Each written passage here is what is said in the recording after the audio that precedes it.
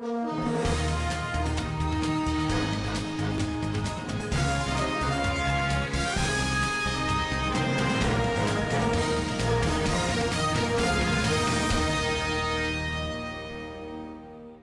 Matawale commends the foresight of President Muhammadu Buhari for creating Ministry of Humanitarian Affairs and Disaster Management.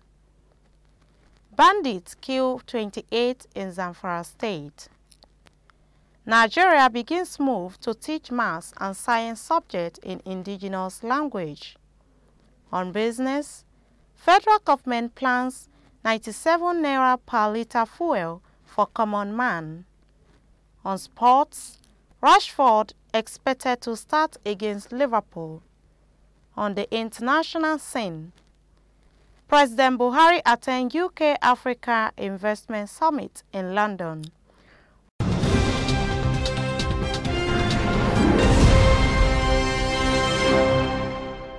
Welcome to Standard Voice Television News. I am Musa Joy Onyoza. Now the news in full.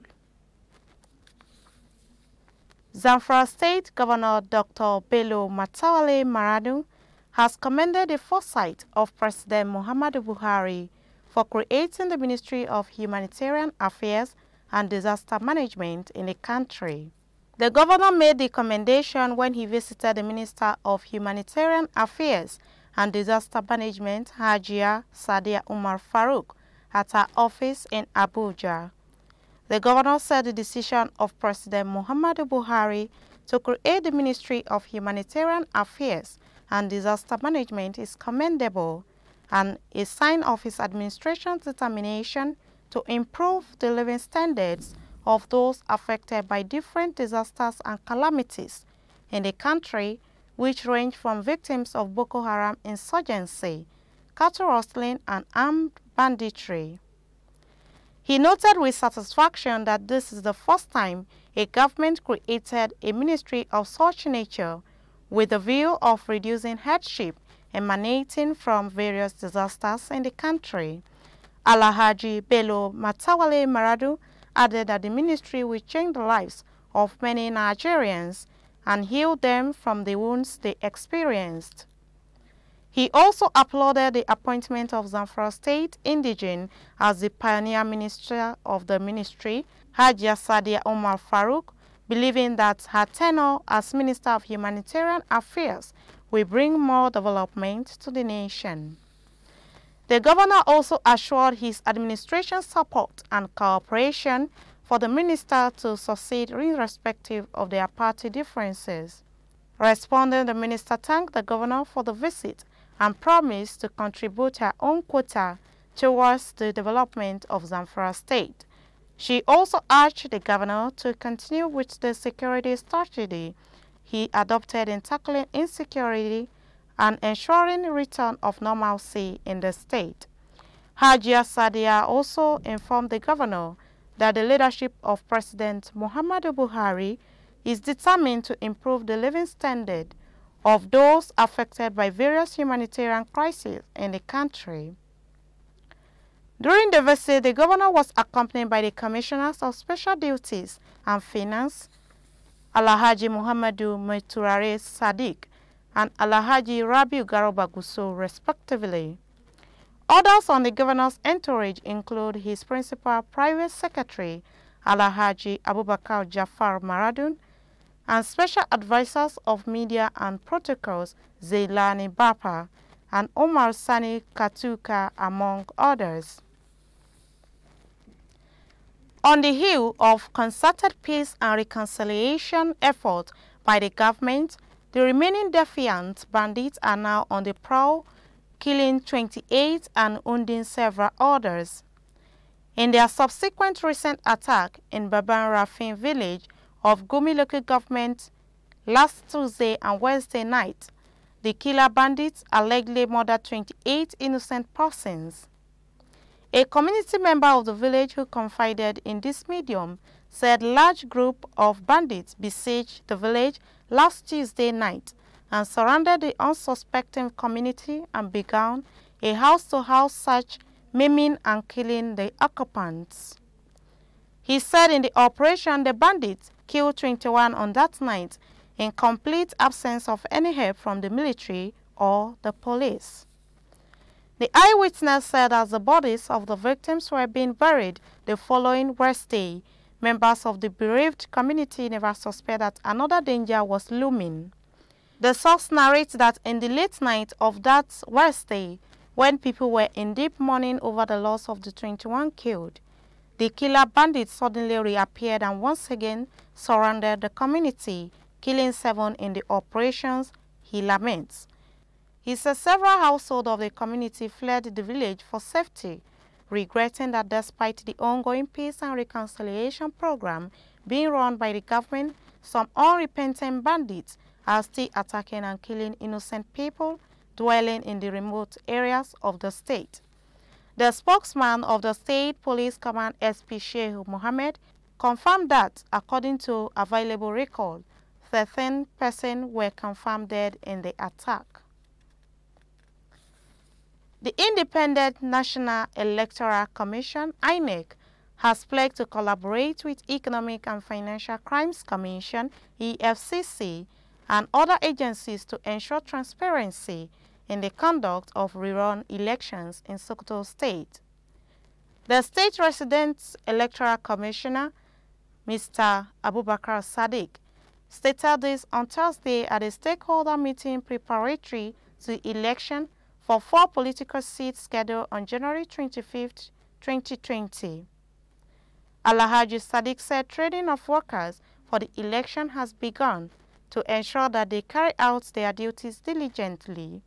He urged politicians to play the game by the rules, stressing that INEC would be transparent in its dealings throughout. The REC said that INEC has also sought the collaboration of security agencies and community leaders to effectively manage the elections, stressing that it would not condone any electoral fraud. The INEC head of operation in Sokoto, Malam Lawal Ladan, said the rerun seats are for Sokoto North, Sokoto South Federal Constituency, Isa Sabon Brini Federal Constituency, Binjin and Sokoto North State Assembly positions.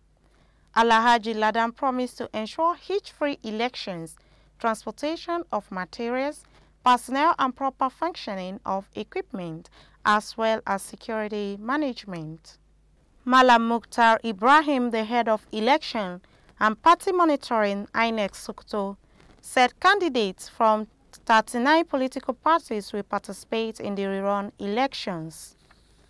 The INEC official urged party officials to submit agent lists along with their passport photographs on time and not to engage in bad deals. He said effort will be made to ensure monitoring and reporting of violent situations for appropriate actions. Sokoto State Commissioner of Police Mr. Ibrahim Kaoje assured maximum security before, during and after the elections. CP Kaoje said no bandits operate across the state. Therefore, smooth election is expected even in volatile areas. He said the police had identified some volatile areas, especially in Sokoto, and would deploy policemen to such areas and each polling unit, besides other security officials, to be stationed at least 500 meters away from the polling units. EFCC representative Mr. Uchenna Eze said the agency would mobilize officers to monitor vote buying as it is a criminal offense. The Minister of Science, Technology and Innovation, Obonaya Onu, has harped on the importance of science and engineering to nation building, stressing that soon Nigeria would join the League of Countries in space exploration. Mr. Obonaya Onu stressed that the strength of the economy of any nation was dependent on its scientific and technological advancement. The minister stated this in a keynote address delivered at the 2020 National Convention of the Easy Old Student Association held at the Faculty of Education, Ebonyi State University and Ishek campus. The minister said the President Muhammadu Buhari-led administration had repositioned and strengthened the science and technological sector to play a leading role in the current effort to diversify the country's economy. Mr. Onu, who highlighted advantages of science, technology, and engineering, urged teachers and school administrators to encourage younger generation of students to embrace science, engineering, and technology. He expressed sadness that the students, after rendering the school's anthem, started mentioning the professions that they would like to pursue, but not even one mentioned engineering. He called on principals and teachers to bring people who can enlighten the student on the importance of engineering to nation building. Mr. Obonaya Onunu said that there are so many resources in the state and in the country, and one problem we have faced is that we have always allowed our economy to depend entirely on commodities. He said the country started with agricultural products and later with petroleum products, crude oil and natural gas without adding anything. Mr. Onu urged all students of the institution who have excelled in different fields of endeavors to look back and see how they could help the school regain its past glory. The Joint Admissions and Matriculation Board, JAMB, said 4 agents have been arrested for selling e-pins for the ongoing 2020 Unified Tertiary Matriculation Examination and direct entry registration above the stipulated amount. The 4 agents are Abdurazak Adiza, Matthew Joe, Obek Gode, and Ian Patrick. In a statement sent to Premium Times Wednesday night, the spokesperson of the board, Fabian Benjamin, warned that any outlet caught selling the e-pins higher than the prescribed amount will be sanctioned immediately. He said the arrested vendors have been suspended from further participation in the sale of e-pins for the 2020 UTME. He advised parents and candidates to report any case of exploitation to the board. Mr. Fabian said the cost of the e-pins is 3,500 naira and the reading text 500 naira only. He also said sanctions to be meted out would include immediate revocation of the license to sell. On Wednesday, January 15, 2020, one Amodu Friday was apprehended vending the e-pins above the regulated fee. Investigations also revealed that he was actually issuing receipts covering the regulated fee but collecting higher amount. The board said registration have been shifted to Friday in order to avoid overcrowding of centers due to the nationwide recruitment examinations. The board said the decision was taken because a third-party recruitment examination would be taking place in the centers across the nation. The board regrets all inconveniences this decision might have caused the candidate. The board advised the candidate to visit www.jamb.gov.ng for a list of the affected centers. Hajia Mariam Uwais, the special advisor to the president on social investment, has been removed from heading and supervising the program by President Muhammadu Buhari. She has been redeployed to the presidency. The National Social Investment Program is a social welfare initiative created by the government of President Muhammadu Buhari in 2015, soon after Mrs. Uwais was appointed by the president to head the very sensitive and crucial program, which include Empower, GEEP, which is Government Enterprise and Empowerment Program, Homegrown Feeding Program, and Conditional Cash Transfer Program. It could be recalled that in 2018, the First Lady Aisha Buhari challenged Mrs. Uwais when she publicly proclaimed that the social investment program coordinated by Hajia Mariam Uwais had failed in the north. In 2019, on his re-election, President Muhammadu Buhari created a new ministry, the Ministry of Humanitarian Affairs, Disaster Management and Social Development, and went ahead to move the social investment programs together with Hajia Mariam Owais as its head, and lodge it under the new ministry. Last week, the president then went ahead to remove Hajia Mariam Owais from heading and supervising the social investment program and directed her to move back to the presidency and serve as an advisor on social development. We'll be right back after this short commercial break. Stay tuned. Menene amfanin gari idan har babu zaman lafiya? Mecece jiha idan babu shugaba mai adalci? Mecece rayuwa idan ba yanci? Me amfanin karatu idan har ba aiki? Menene muhimmancin zabe idan babu roman demokradiyya? Menene amfanin tarihi idan har ba za a samu darasi daga cikin sa ba? Jihar Zamfara ta can ta kasance a bar sha'awa. Gashi kuma sansanin noma da kasuwanci. Gurin da kowa ke sha'awar zuwa. Amma sai abubuwa suka juya. Amma sai ya kasance yanzu da zarar an ambaci sunan Zamfara, tunanin wata musifa da ko bala'i shine ke darsu a zakatan mutane. Baki suka daina zuwa, 'yan gari suka fara guduwa, talauci da tashin hankali suka yi yawa. Gashi jihar mu mai haske ta dawo ta yi duhu. Sa'annan mutanen Zamfara sai muka tashi tsaye, muka kama addu'o'i da tuba ga Ubangijinmu. Sai kuwa Allah ya amsa addu'anmu, sai ya kawo mana matawallan muradi. Dodon makiya zaman lafiya, dodon talauci, dodon makaryata da masu yaudara.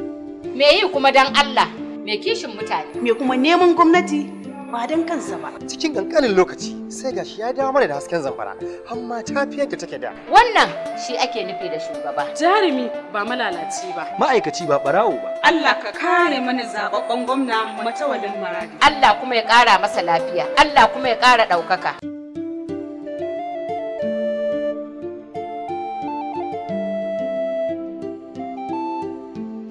Wannan saƙo ne daga gwamnatin jihar Zamfara ƙarƙashin jagorancin Bello Muhammad Matawallan Maradun MON kuma bardan ƙasar Hausa. Welcome back on Business. Jemima Samuel has more detail.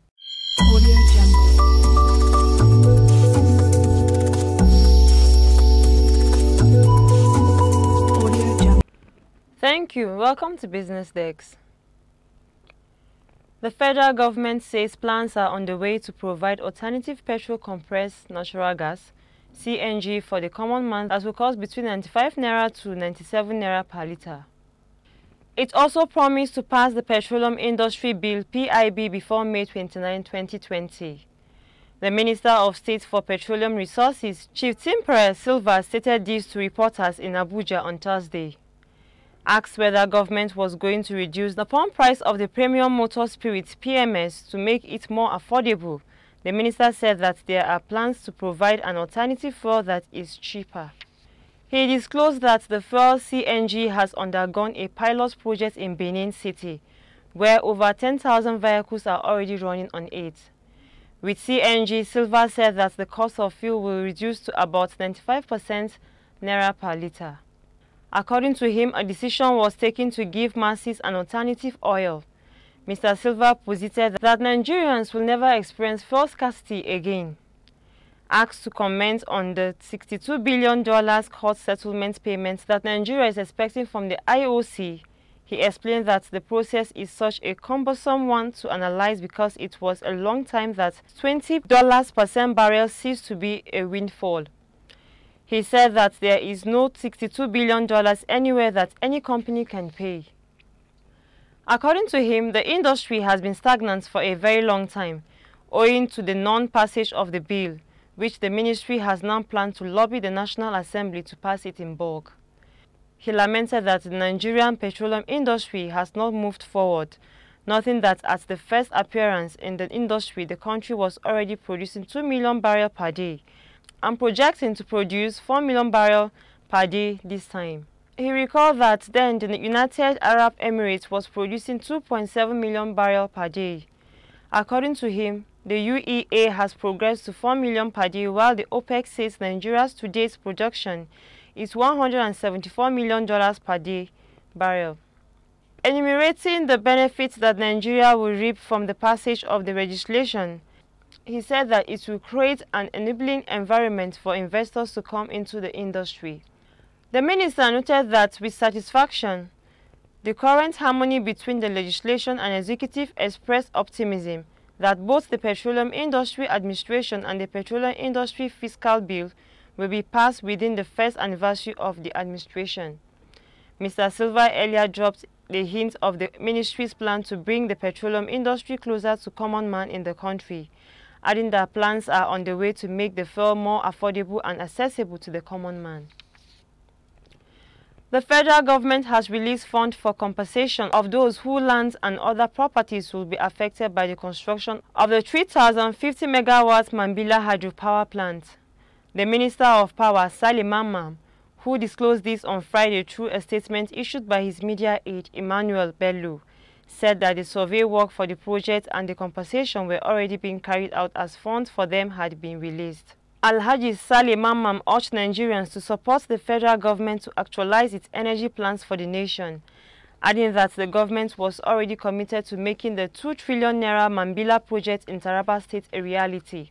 He noted that the efforts of government were already paying off as major stakeholders were keen into the vision. The minister said there had been profound support from the Taraba State government with the establishment of the State Ministry of Power to further push for the actualization of the power plant. He was quoted as saying, after close to 5 decades, this is the first time some clear-cut steps are being taken to make that project a reality. The minister promised that the government will continue to update the public as work progresses on the hydro power plant project. On November 7, 2019, during a visit to the Chinese embassy in Abuja, the Minister of Power, Alhaji Salim Mamman, and his water resource counterpart, Suleiman Adamu, described the Mambila Power Project as one of the legacy projects of the current government. Accompanied by the Minister of State for Power, Jedi Agba, the minister requested the embassy to impress on China Exim Bank to expedite action on the release of the project loan for the commencement of work. The Power Minister also told the Chinese government to impress the Exim Bank of China to hasten the process of the release of the loan, as the project could not be frustrated by arbitration. And that's all we have on Business Desk today. I am Jemima Samuel.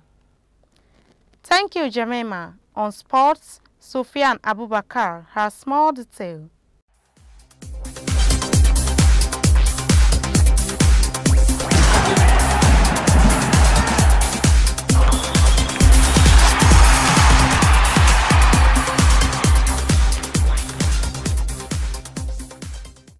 My name is Svtv Abubakar, and as usual I bring the sports updates.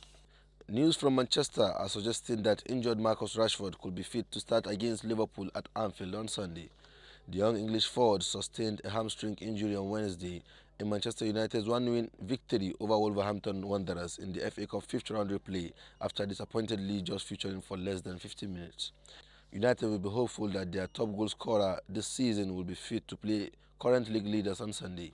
Liverpool are in the form of their lives after dropping points just once in 21 games played so far in the EPL. The only draw they played in the competition was against Manchester United back in October. The game ended 1-1 with Marcus Rashford scoring his side's goal. In another EPL game to be played this weekend between Arsenal and Sheffield United at the Emirates Stadium, Arsenal boss Mikel Arteta has confirmed that the club's first-choice left-back, Said Kolasinac, will miss the clash. Also, club captain Pierre-Emerick Aubameyang will miss the game as he serves a 3-match ban after his dangerous tackle on Crystal Palace's Max Meyer during the drawn clash between the teams last weekend. And that's all we have on sports today. Thank you, Sufyan. And on the international scene,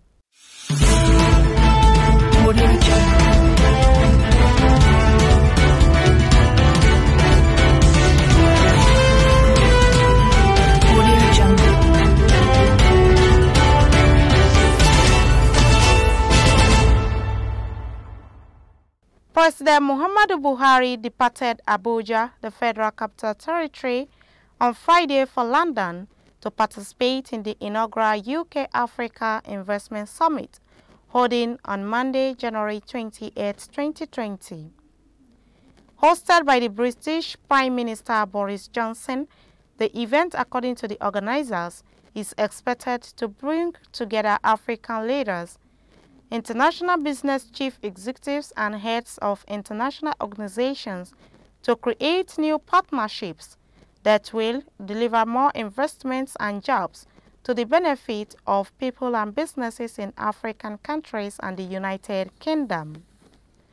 Apart from highlighting new perspectives, sustainable finance and infrastructure, trade and investment, future African growth sectors, and clean energy and climate are expected to dominate presentations and discussions during the summit. With the expected takeoff of the African Continental Free Trade Area in mid-2020, the London Investment Summit will provide Nigeria with the opportunity to project itself as a leading investment destination for new industries. In addition, the summit will deepen Nigeria-United Kingdom investment ties post-Brexit, given that Africa currently represents just 2% of British trade activity, with Nigeria accounting for only 10% of that total. The Nigerian delegation to the investment meeting will further showcase what the federal government has done through policies and legislations to improve the investment and business climate in the country. While in the United Kingdom, President Muhammadu Buhari will hold a meeting with the head of the Commonwealth, Prince Charles, in Glasgow, Scotland. The President and his delegation will also have bilateral meetings with the Prime Minister Johnson, as well as heads of multilateral organizations. President Muhammadu Buhari will be accompanied to the summit by Governors Yahaya Bello, Mohammed Inuwa Yahaya, and Ikezi Ipazu of Kogi State, Gombe and Abia State, respectively. Also on the presidential entourage are the Minister of Foreign Affairs, Geoffrey Onyema, Minister of Industry, Trade and Investment, Otumba Ni Adebayo, the Minister of Finance, Budget and National Planning, Zainab Ahmed, the National Security Advisor, Major General Babagana Mungono, retired, and the Director General, National Intelligence Agency, Ambassador Ahmed Rufai Abubakar. President Buhari is expected back in Abuja next Thursday. Still on the international scene, no fewer than 100 lawmakers of the U.S. Senate were sworn in on Thursday as jurors for the impeachment trial of President Donald Trump. BBC reporter Chief Justice of the Supreme Court, John Roberts, administered the oath to the senator.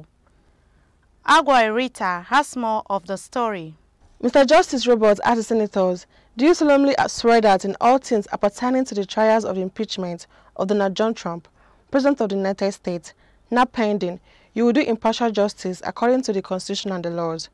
The lawmakers responded in the affirmative, with each signing in a book that they took the oath. The senators will, from January 21st, begin deliberation on whether Trump should be removed from office over charges brought by the House of Representatives. Trump was on December 18, 2019, impeached by the House of Representatives for abuse of power and obstruction of Congress related to his dealing with Ukraine. But the Republican Party has control of the upper chamber and is likely to acquit him. If this happens, Trump will be joining two former American presidents, Andrew Johnson and Bill Clinton, who were impeached but saved by the Senate. I'm Agua Rita, reporting for Svtv News. That has been the news from Standard Voice Television. To end the news, a quick look at the major headlines. Governor Matawale commends the foresight of President Muhammadu Buhari for creating Ministry of Humanitarian Affairs and Disaster Management. Bandits kill 28 in Zamfara State. Nigeria begins moves to teach maths and science subjects in indigenous language. On business, federal government plans 97 naira per litre fuel for common man. On sports, Rashford expected to start against Liverpool. On the international scene, President Buhari attends UK African Investment Summit in London. Thanks for watching. I still remain Mosajoy Unyoza. Stay tuned.